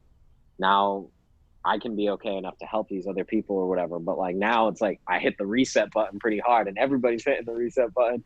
So it's Right. just really funny. It's Right. really funny. Yeah. Because again, like I would be doing this right now anyway, like February ish, March. I guess there would be more gigs now, but like, this is kind of reset button for a lot of musicians anyway. So it's just Mm-hmm. going to be interesting to see who like how people make it through this. Yeah. I mean, I'm glad we have the internet. This guy Mayor, I don't know Yeah. how to pronounce his name, on Insta. One of his intentions is to create healing music and bring it more into the conscious Mm, pop scene, like create conscious pop songs, and I overlap where I relate to him on. That's one of my intentions for my songs that I'm that's cool. working on, like to have that depth, but also able to Make listen it pop lightly, music. or Yeah. yeah, like kind of have that dance, and that's where I feel my music comes from. But anyways, That's he was awesome. saying on an Insta post, this is the first time in history that we're all not everyone, but essentially we're all at home and we're still connected. First time ever, ever, ever, That's true. The thing that ever. makes me worried about it is like, what if we adapt to this so quickly that they're like, fine, throw up the Wally situation. Have you ever Oh, seen Wally where everybody's just I plugged in can't, all the time? dude. It's It's like, it's it's gonna crazy. happen. Like, Oh, it is going to happen. It's just going to be more efficient for people's lives. like But the like, BS 20-minute meeting that you drive 20 minutes to go to, and it could have been just a 30-second phone call. Like that yeah, could have been this. yeah. You know what I'm saying? And, and that's the thing. A lot of people already work from home. So they're like, this ain't nothing new. You know what I mean? It's like, Yeah, and if someone it's sees weird. this, if someone actually sees this, if this thing's even recording right now, and they're like been working at home doing that for 10 years, it's like Yeah. they're like, haha, like, but like, everyone's Yeah. really getting that politely shoved in their face right now, Like Yeah, the mirror of life is being shoved in people's faces at I home. like that. The mirror of life. Y- Yeah, wow. Well, it's like, what Because else are you gonna that's, look at? You have to sit with yourself, yeah, and it's like that's uncomfortable for 99% of humans. It seems because we carry so much. I was going on a long rant with myself yesterday. I go for little walks around the park or just this apartment complex, and I just have mm, like dialogue with myself. And I was mm, saying how like our ancestors like are so incredibly strong and powerful to have made it through every single winter that's ever existed. And yeah, we're like sitting here inside. I don't know how to build this room, an apartment, and air conditioning. Like all these people have skills, and but we still have brought along with us through our DNA and mm, just our animalistic nature these just so many survival instincts that now we're sitting with as we're safe in our homes. A lot of people, very fortunately, mm, and so much love for any uncomfortable, challenging situations also going on.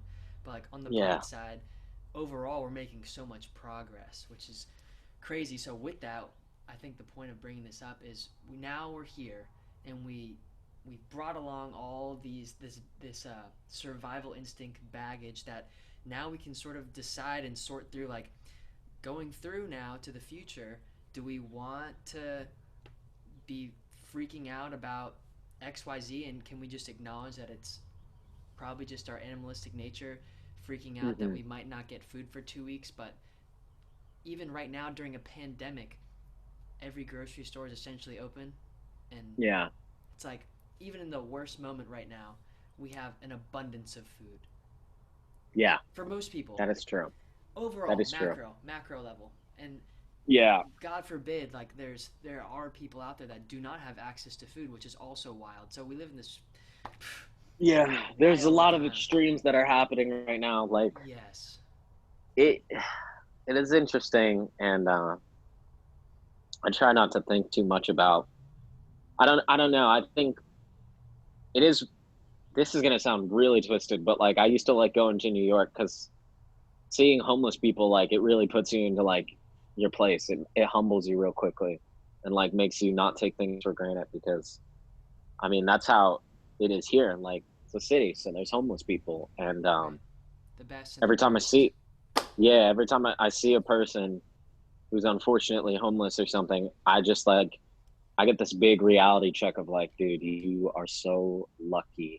Don't you dare ever complain that the Wi-Fi doesn't work. Like my higher power comes so much to my forefront of my consciousness when I see people in that Mm. situation. It's like, Mm-hmm. don't take your life for granted, you know. Don't be so whimsical to throw it away. And I Yeah. felt like I went through a big self-destructive phase of like, I can lose this tomorrow, so fuck it, why not? You know? And I think again, everything's situational, like we talked about before. It's like Yeah.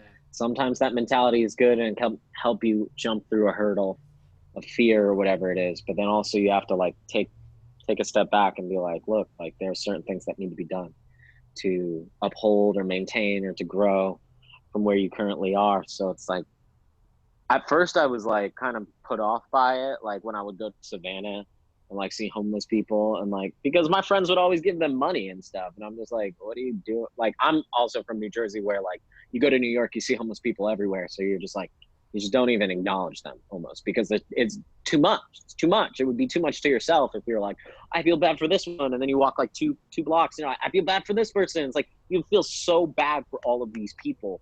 And it's like it's just too much. So I've like kind of got this like exterior or like this interior shield of like, okay, that's just how the situation is. There's nothing you can do about it. But the thing that I can take away from it that's beneficial is like to be appreciative and to be like, whoa, whoa, you have it so good. And like, it's a very like humbling thing. And I know I keep saying that, but it's just the truth of the matter, Right. you know, like, and it's amazing how fortunate a lot of us are in this world. And it's a good reminder not to take that for granted because Mm-hmm. at any moment you could be like I was listening to something the other day.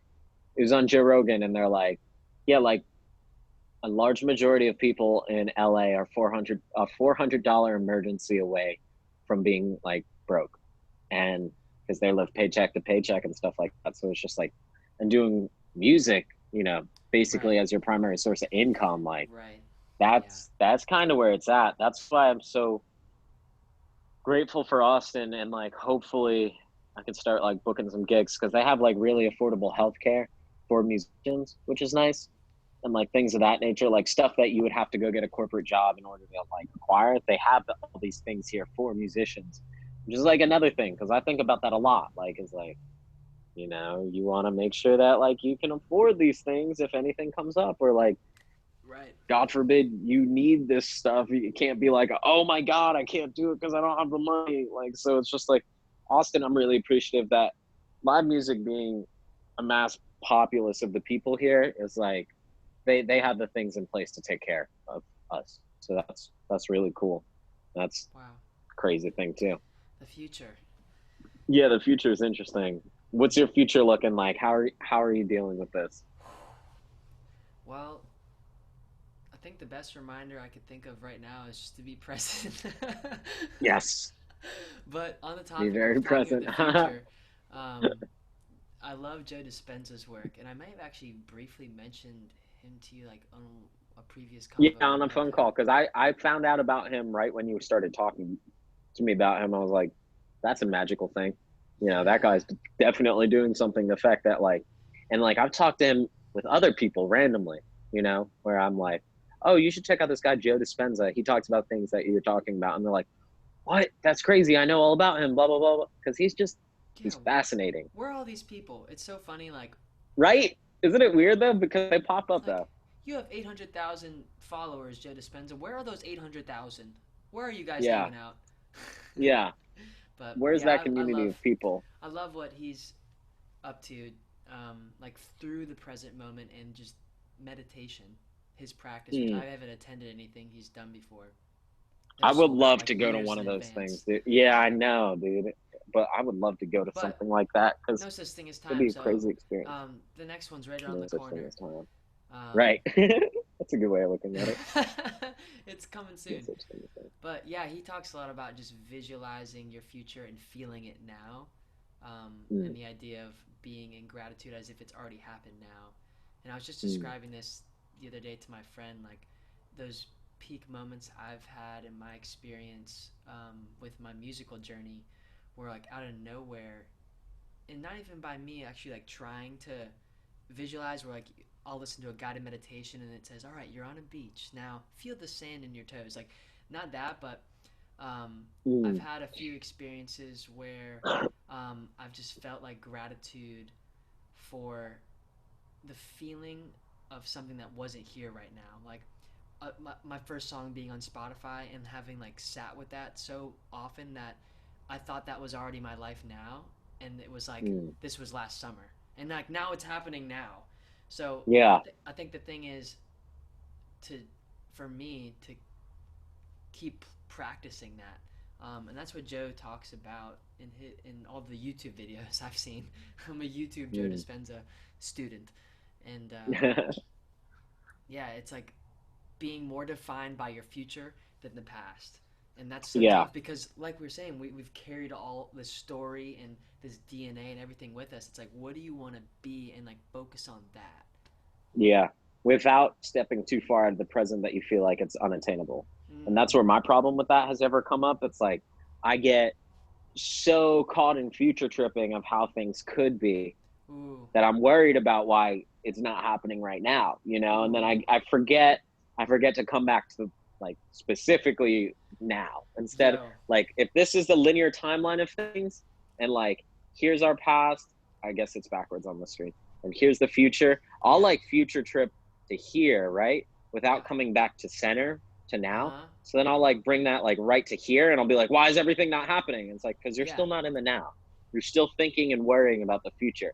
But Mm, it's not worrying about the future that Joe Dispenza is talking. He's about talking about experiencing the future with ooh. no worry and Mm-hmm. just feeling like, oh, I've done this before. Like a thing that I always think about is Yeah. like, that's really exciting for me is like, imagine what it would be like to be Guns N' Roses during their prime or be like the Beatles during their prime. You're going in to record an album and you're like, I know every fucking song is going to be a banger.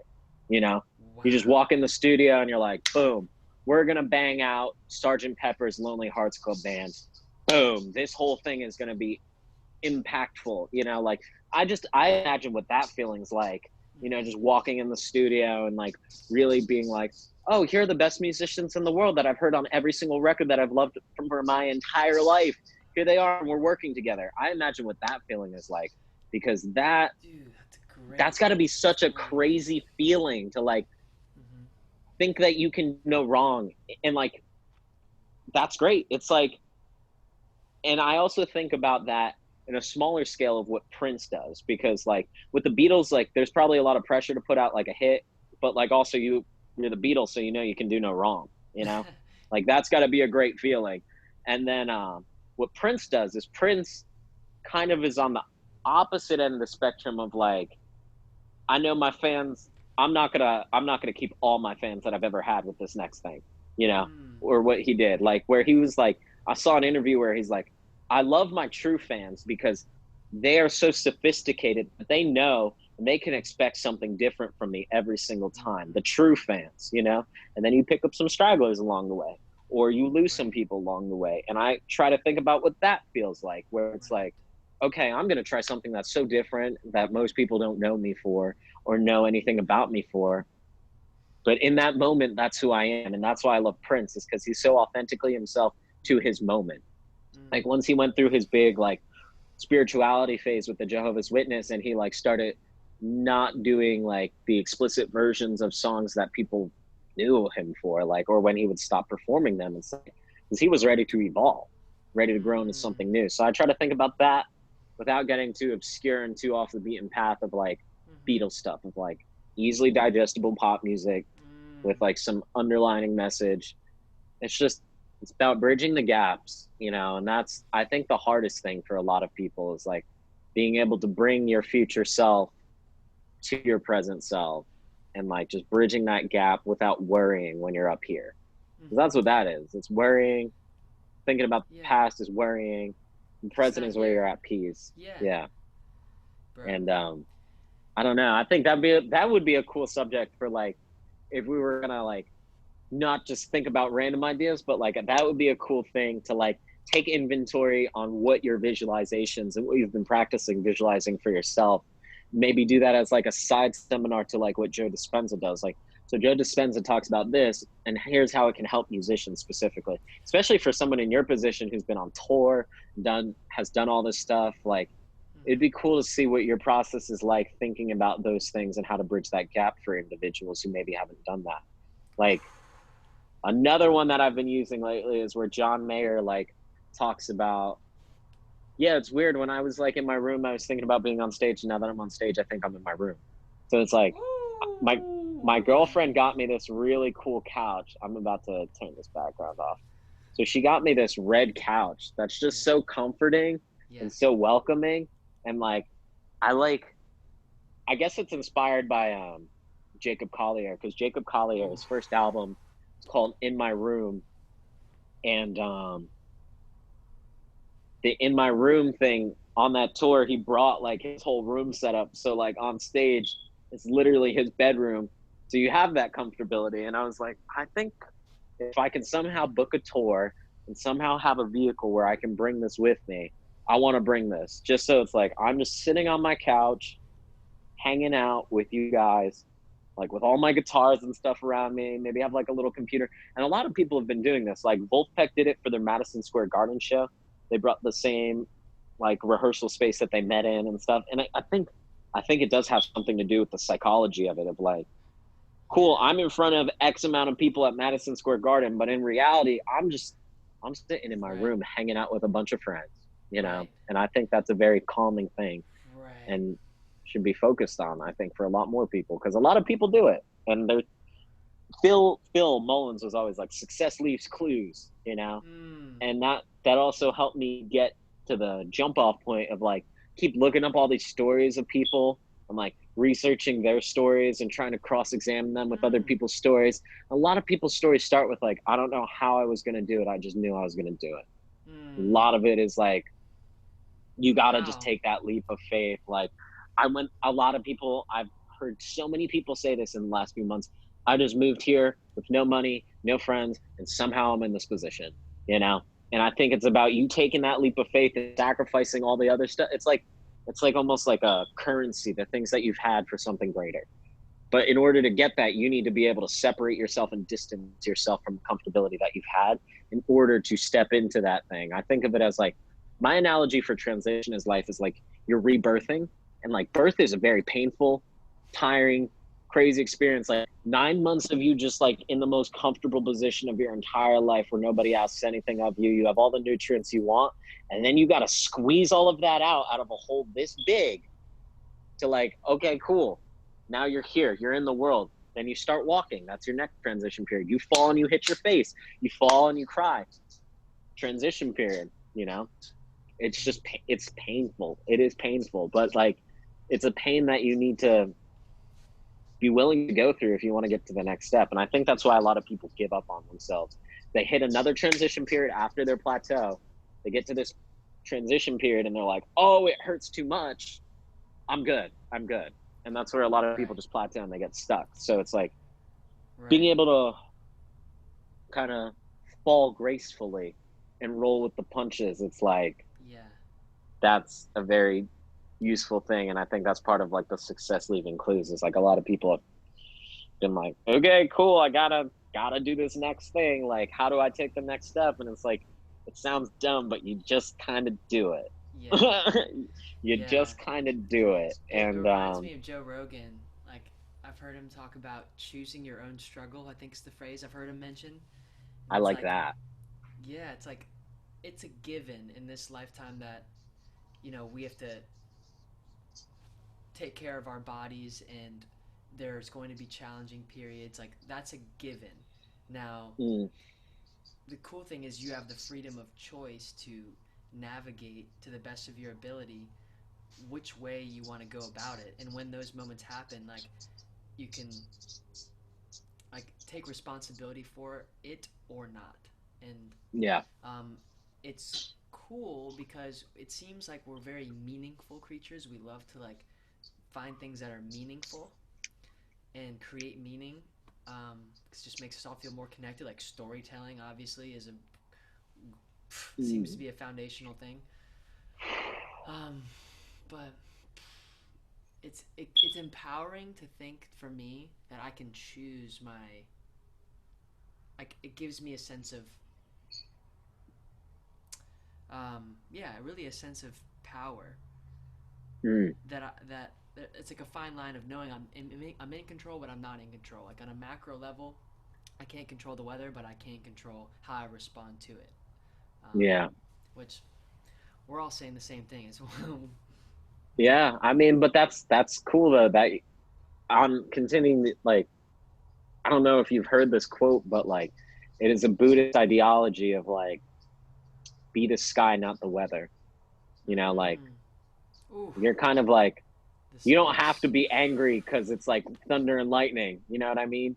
It's just like you're just the sky, and it happens to be thunder and lightning. Like, and that's what like nowadays it's really hard for people to just have a bad day because they don't take inventory on why it was a bad day or what happened. You know, it's just like they take pictures and stuff from that day and they're like, "This was the worst day of my life," and you document it, and those are the memories attached to certain things.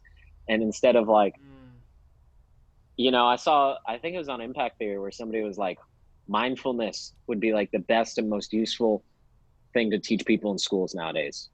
It's how to react to their thoughts and their feelings and their emotions, because that's what's going to get you through and that's what's going to help.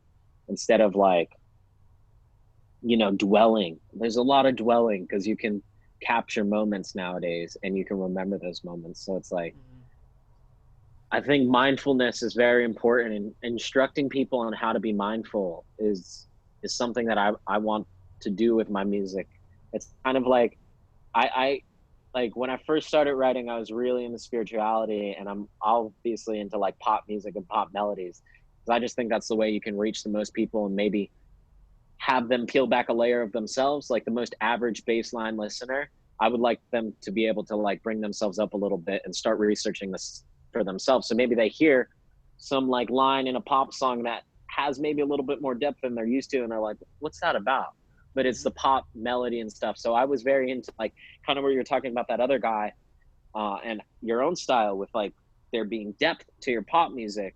And like Hmm. I for the longest time wanted to do like a spirituality pop genre thing where you're like talking about meditation and stuff, but then it just becomes this weird like convoluted like I'm a yogi master type thing, and it's like I don't know how this thing works. It's not my job to know how it works for everybody. It's my job to know how it works for me and how I can Hmm. share my experience with other individuals. So it's like Hmm.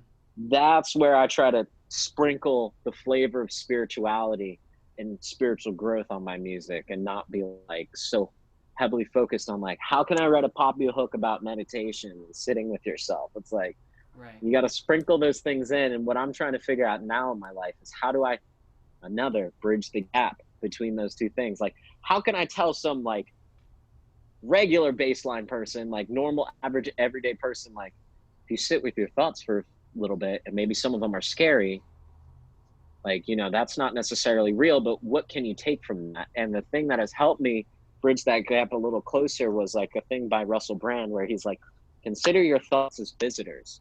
you know Hmm. they all have their own valid input, but that doesn't mean you need to like be like, hey, hang out with me all the time, depression, hang out with me all the time, anxiety. Like, but maybe there's a reason that there's anxiety or depression, and that you should maybe put some time and energy into focusing on why it is and how to either avoid that or manage that. I don't think it's about avoiding, because I think avoiding is just like you're stacking a pile of dirty laundry and eventually you turn around and you're like, oh my God, Yeah. what is all this? Now I got to clean all this up, Right. and it's like, We it's got about work to do. constant maintenance. And that kind of goes into like the thing with me or anybody who's ever done a bunch of things and then quit them is like you're not doing constant maintenance on these things. Like Hmm. like with music I'm doing constant maintenance. I'm always playing, I'm always practicing. um and that was just never the thing with other stuff. Like skateboarding, I would do it a lot repetitively, but I do the same stuff. It wasn't like con- conscious maintenance of growth. And I think if you can do that and instill that with Hmm. yourself without your whatever you're practicing, music, spirituality, football, whatever it is, like if you can practice those things like with what you're doing with journaling, taking inventory and doing all that stuff, it makes doing all this other stuff easier. Like all of this Yeah. is a side effect of being spiritually sound and being well within yourself, because it's like, cool, now you take your journaling that you've been doing and you're like, okay, what did I practice? Like I met with this trumpet player named Trent, and he's like younger dude, but he's really vigilant about documenting his practice and logging how many times he goes and plays out and all this stuff. And that was really Nice. inspiring to me. And he Wow. sent me a spreadsheet of it. And that's something that I'd like to tackle.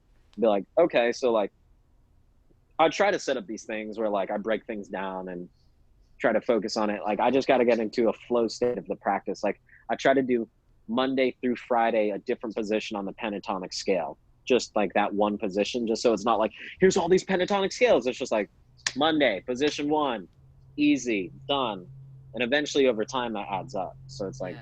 Cool. I like just that. being conscious about practice is good. Making I don't practice know. a bit more fun and not like you just doing the same hamster wheel forever. Rigid, yup.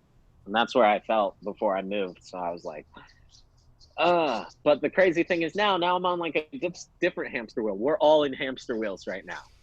So it's just like, darn it. Right. But it's okay. Oh And man. so, what's the rest of today looking like? Well, today I'm probably gonna go hang out with some friends, socially distanced, of course, within reason.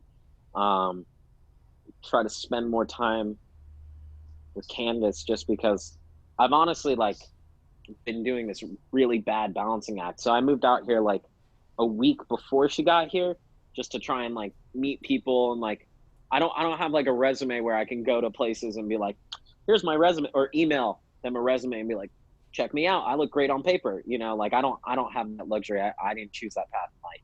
So I had to come here early, and I've honestly kind of been like not neglecting her, as I've been putting other things first.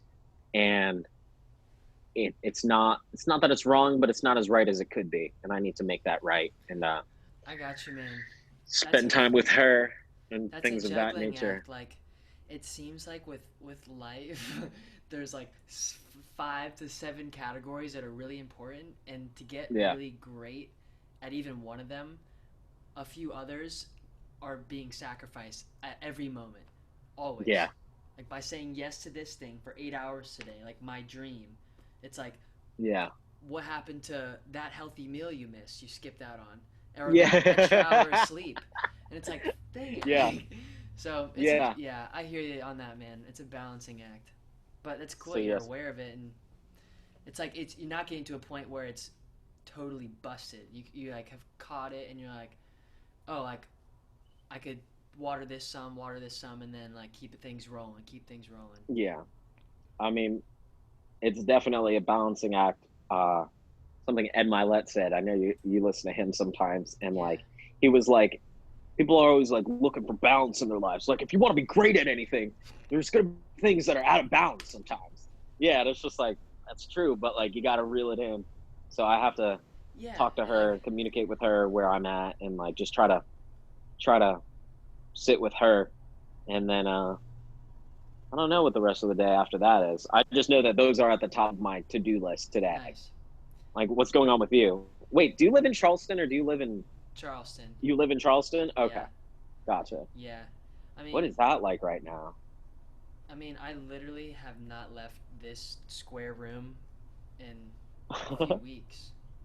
Other Gotcha. than to go outside and exercise, go for a walk, Yeah, it's been yeah, minimal. Just like body weight training, like just very basic. yeah, Like I've been in here, like just kind of building up and reformulating where I'm gonna shoot off to next. And like yeah, this thing, like having the idea to pop on and just connect with people virtually, regardless of if anything is even recording right now or not. I feel like this is yeah. I awesome. don't Like know. I It says love it's connecting. recording, so I It think does on cool. your end? Cool. Yeah, it's good because yeah, it does.